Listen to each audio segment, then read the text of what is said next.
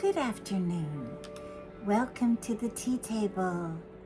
I am so happy you have joined me today. It is the coldest, gloomiest, gray, rainy, windy November day. Oh my goodness, it is absolutely November winds are blowing. Wow, the frost isn't here yet, but it's coming, isn't it?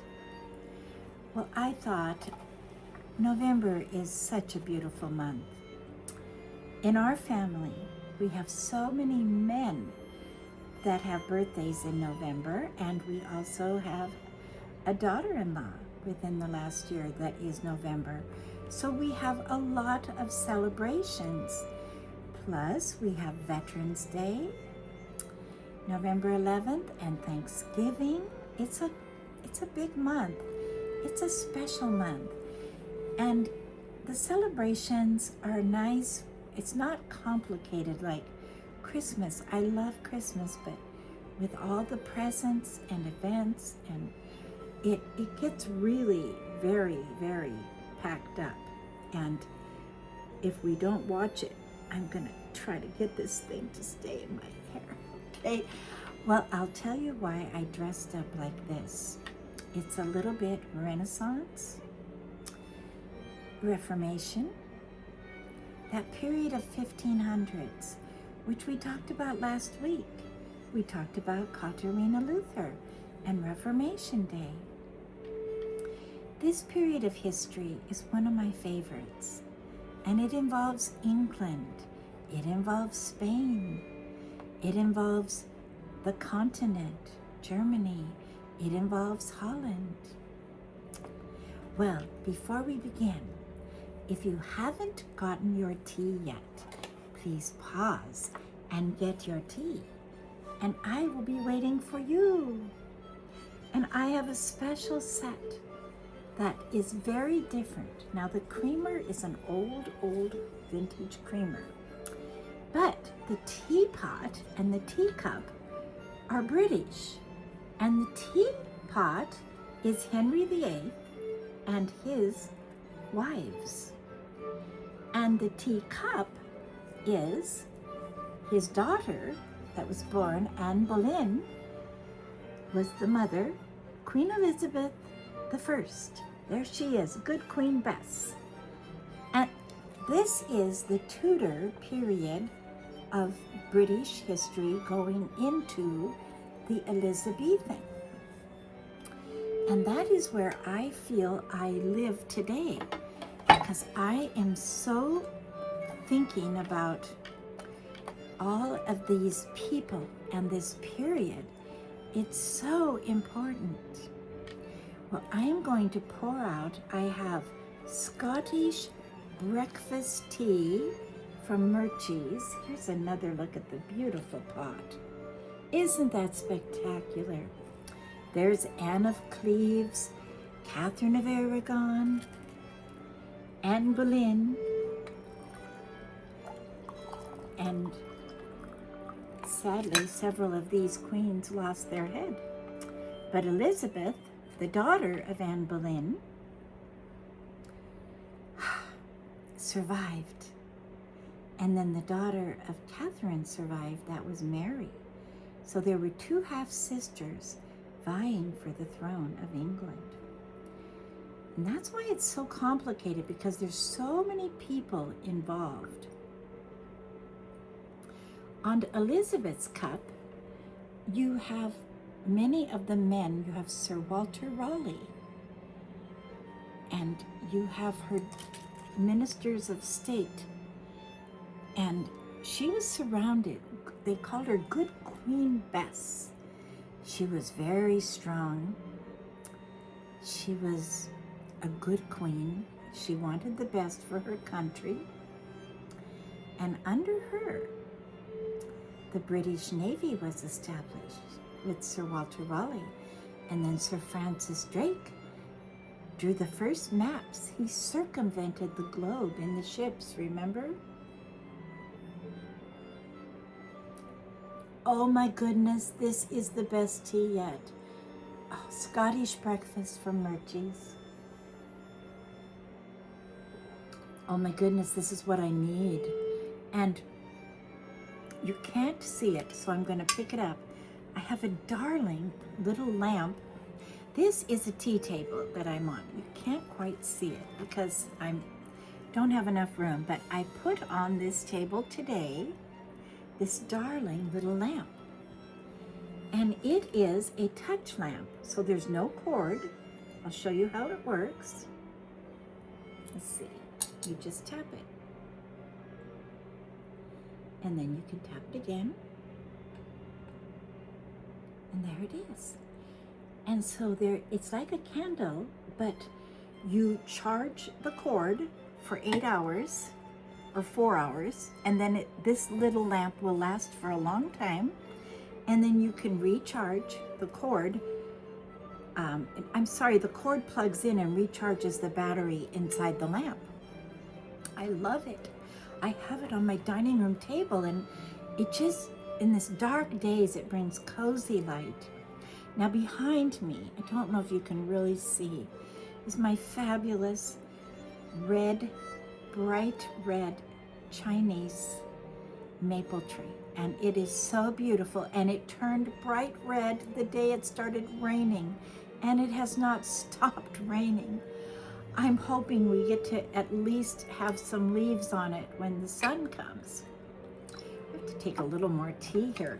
Well, I have a fabulous treat that I baked. And so we're going British today, but we're also going to go continent. This is the tin from Queen Elizabeth's last big jubilee, remember? And in it, I just use this for special cookies, because you always want to keep your cookies, if possible, in a tin. And these are my scorpa. And this is how they look in the tin. And I put little colored sprinkles on them. Now at Christmas, I will put red sprinkles, and this is how they look. Very much like a biscotti, but there is more butter in these, and almond and cardamom. Eggs, butter, sugar, cardamom, and almond. Very, very nice. So we will put that down here for now. And I just thought I'm dressed a little bit Renaissance in a touch of modern, and I wore my cross. I love a cross because I am going to talk about something so important that happened during these reigns. Now, we have discussed a lot of history on here, and some things will be repeated, but in order to learn history, I've found you have to repeat it many times. I have to study it from many angles, and then suddenly it'll become part of me and I retain it. You can't always get it just the first time through, right? Well, I talked to you last week about a Bible called the Geneva Bible, and I thought I had one. I went up, and this is the Geneva Bible, and it says on it, 1599 Geneva Bible, Patriots Edition. So this was published for one of the American centennials because it is so important to American history. And at the very front of this Bible, there's the foreword and the preface. And then there is the front page. Now let me find it. This one has it printed very small. But what it is, it's a picture of Moses coming through the Red Sea. Now I thought I saw this last night in here. Oh, there's more. Okay, there it is. This is the front page, the front piece. And that wooden cut, it's called a wood cut for the printing press, is Moses coming through the Red Sea with Pharaoh's armies chasing. And that was really what this Bible was all about, because they likened themselves to being like Moses in the Reformation, getting free because they wanted to be able to have a printed Bible in their language, okay? So we talked about Martin Luther a lot, but there is a wonderful man, and he's one of my very favorite people in church history, and his name is William Tyndale. He is an absolute genius. He went to Oxford and studied in the 1500s. Well, he was probably there in the late 1400s, early 1500s. He was a scholar's scholar. At that point in history, this is the Renaissance going into the Reformation, there was a desire to go back to the roots. And he went back to the very roots of Hebrew and Greek. And he was the first to translate the New Testament and the Old Testament directly from the Hebrew and from the Greek. Remember, in the 4th century, Jerome had translated it into Latin, but he did not have at that time the Septuagint, which had been, well, perhaps he did have the Septuagint, but he did not have the materials that Tyndale was able to have with his translation. And William Tyndale, he was so dedicated, and he said, I want everyone to have a Bible. His famous line is, I want the plowboy to have a Bible in his pocket so he can learn the ways of God. Well, there are so many translations of the Psalms that Tyndale did, and the various Old Testament weighed in the balances and found wanting. That was his translation. There's so many words we have that tables turned come directly from William Tyndale's translation. And it's because he was able to get into the roots of the Hebrew poetry and translate it poetically. And that's why the King James Bible, remember I told you, King James took the Geneva Bible and made it his own and said, I want to have a Bible. So he authorized a Bible, but it was basically William Tyndale's. He translated, he's responsible for 80% of the translation. But what happened was, because William Tyndale, this was considered dangerous. It was against the law. The Pope at that time passed a papal bull, which meant a law that you could not read the Bible alone in your home. You had to have a priest interpret it to you, or it was death. It was that serious. They thought they didn't want anyone studying it on their own. Now that's very shocking to us, but at this time, there was the Holy Roman Emperor was called Charles V, and he was ruling, and then he started very young, and he was very tied in with the Pope, and so you have a real political situation that's really difficult.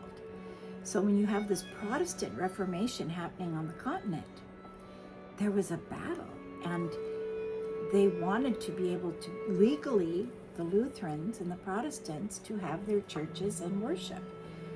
Well, there was a big threat in Europe at that time. What you had the Islam, they called it the Turk. He's knocking on the gates of Vienna, and they had gotten into Hungary and these other Christian countries. And Charles V said, we are in danger of losing our nation. And so he asked the Lutherans if they would join him in battle. So the Catholics and Lutherans joined together, and they defeated the Turk and saved Europe so that Europe could be Christian. And that is where, at the end of that war, it was declared the Peace of Westphalia. And that peace gave Lutherans the freedom to worship in Germany and on the continent, and they could build their churches, and they could side by side live in peace with their Catholic brothers and sisters. So that's what happened in that situation. Well, at the same time, you have Charles ended up having, he became ill, and he had to go live in a monastery. So his throne was passed to Philip, and that was Philip of Spain. And I did not fully realize, I don't think most people realize, Spain really had an empire. They had North America. They had the islands. The Philippines was named after Philip of Spain. It was almost like the sun didn't set on the Spanish Empire. They had all the gold from South America. They were claiming North America. Remember all the explorers, Ponce de Leon and San Salvador and all of that? And so Philip looked across the bay, and he wanted England. Remember the story of the Spanish Armada and Queen Elizabeth I? And that's her right here. She created a navy and defeated Philip and saved England, and they got all the gold from Philip, and that's how England became very wealthy and established. The rest is history. But that's just a little aside. What I really want to talk about is William Tyndale. And William Tyndale was so dedicated to translating this Bible, and he was in Oxford. They put a bounty on his head, and Henry VIII was the king. And he said he was following the Pope's decree that nobody could translate the Bible. So William Tyndale escaped to the continent and kept translating. Well, King Henry VIII had married Catherine of Aragon, and she couldn't bear him a son, so he wanted to marry Anne Boleyn, remember? And Anne Boleyn, she was beautiful and young.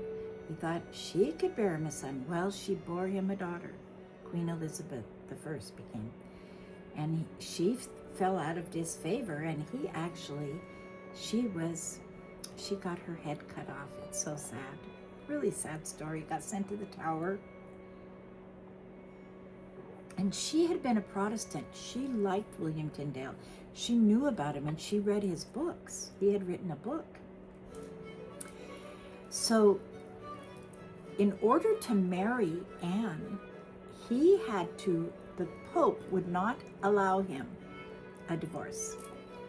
And so he was going to be excommunicated. Well, he said, I don't need the Pope. I will become the head of the Church of England. And that's how England became Protestant, because then Henry VIII formed the Church of England, and he was not under the Pope anymore.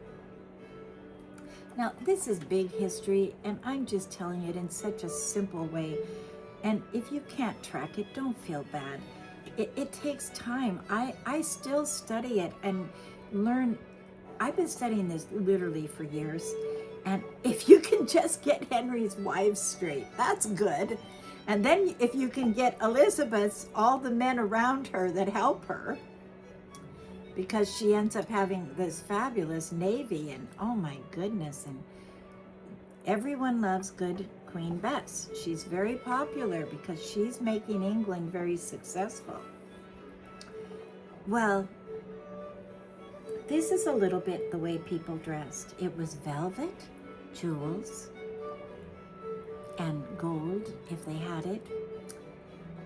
And I was studying about that, and you know, you were not allowed to dress, even if you had clothing like this, if you were not in a certain class, if you were not part of the aristocracy, or maybe part of the lords or the lord of the manor, you know, it was very stratified society. And it wasn't just if some miracle happened and you had money to buy clothes. No, you weren't allowed to unless you were in that stratosphere, because your clothes were your nonverbal communication. They were telling people who you were and where you came from and what you were about. So we live in a freedom time, and that's why I'm starting with William Tyndale, because this Geneva Bible, without this translation, I would venture to say we would have never had America. We just wouldn't have. Because this Bible, when it went back, when Henry VIII divorced his first wife and married Anne Boleyn, and he was head of the church, he allowed the Great Bible to be published, and then this Bible that William Tyndale had translated, and it had gone down to, it's called Geneva because it was taken down to Geneva, Switzerland, where John Calvin, Miles Cloverdale, and they had a huge community. They actually had a city, Geneva, and they translated it into English. It went back to England. Now you realize this is the late 15s. By 1620, the Pilgrims, they say, we want to go to a new land where we can be free and worship God how we feel we should. And that's why they went on the boat, the Mayflower, to America. We're going to talk more about it, but I thought November, I want to dedicate November to studying American greatness, how we got here, who we are, why we are here, why we are free, why we have this land that everyone wants to come to. And it goes back really to Moses, because when Moses took the children of Israel across the Red Sea, that was like their declaration of independence, that liberty filled the land. And then when they went to Sinai, and the law was given, and the design of the tabernacle was given, and their feast was given, their feast days, that was like the writing of their Constitution. That's the foundation of the Bible. That's what American founders were trying to model their country after. Representative government. Not a king, not a tyrant, not a despot, but self-government. This is where it comes from. Moses. That is how Israel, Christ was their king, or it was in the Old Testament, God was their king. But they had, Moses was their leader, but they had representative government. Each tribe had representatives that came together to make decisions for the nation. Isn't that fascinating?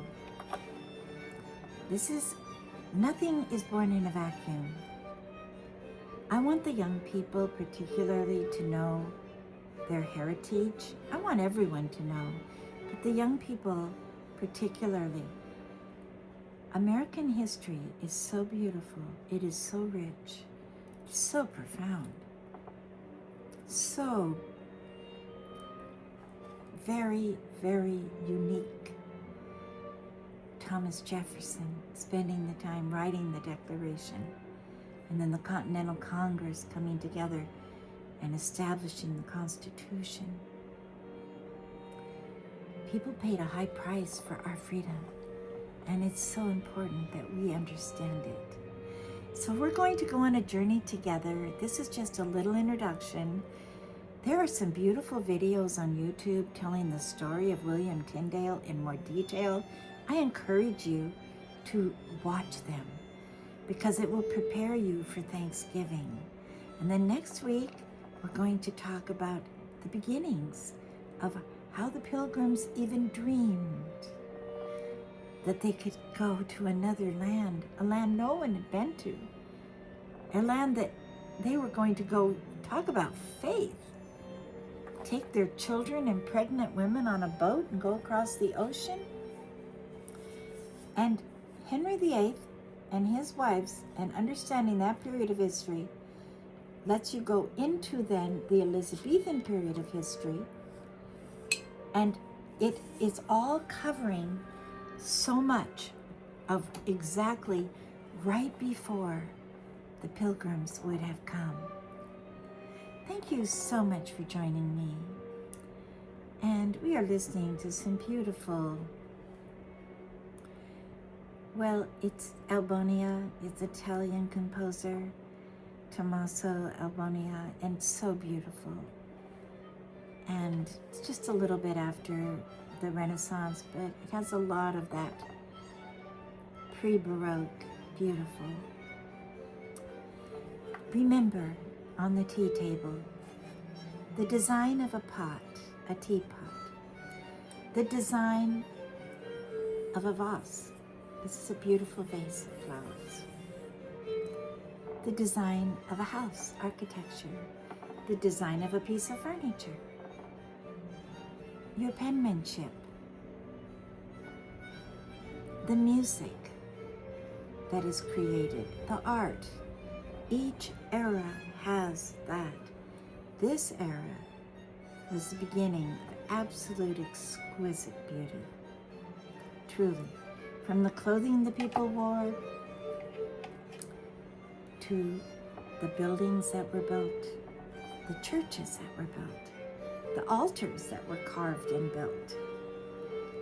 And it was all to the glory of God. It was the Bible. The Bible gives creativity. And I'll close with this. I talked about Edmund Spenser and the Fairy Queen. That was about Queen Elizabeth. That was exactly this time of when we're talking about Elizabeth. She's after William Tyndale, but she's right in that time. And then you had Shakespeare right in that town. This is the late 1500s. And then early in the 1600s, you get John Milton. They are called the Trinity of Literature. Brilliant. Poetry, plays, sonnets, gorgeous, just brilliant, virtuous, biblically based. Everything Spenser does is it's the 12 virtues. Talks about the 7 deadly sins. It's all a biblical theme. Good overcoming evil. John Milton is Paradise Lost.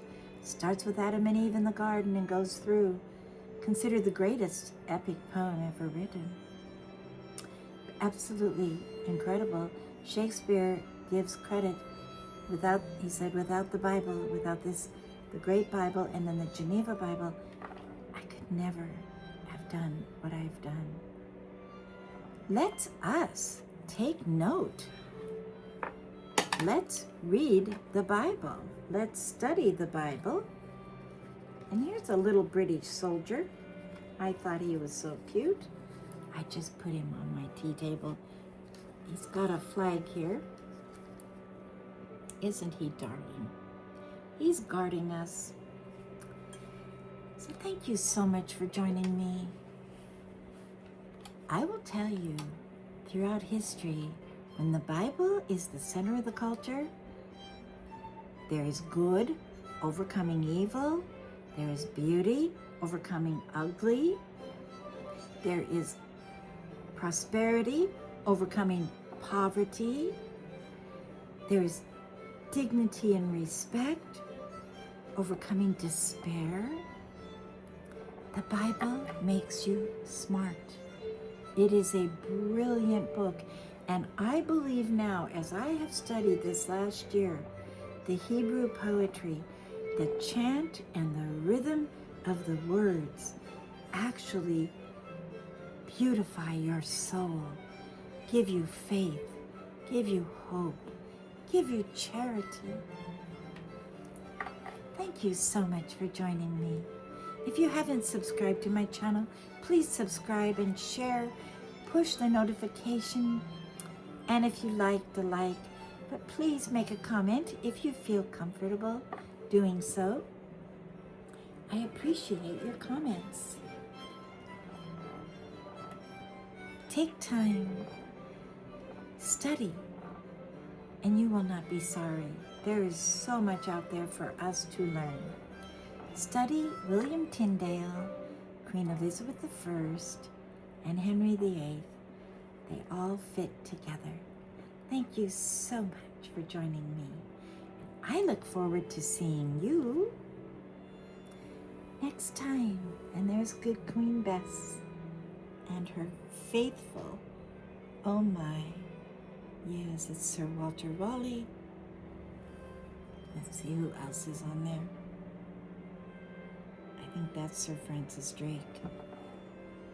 Such great people. If you walk with the wise, you will be wise. That's why studying history is so wonderful. Thank you. God bless. Have a great week.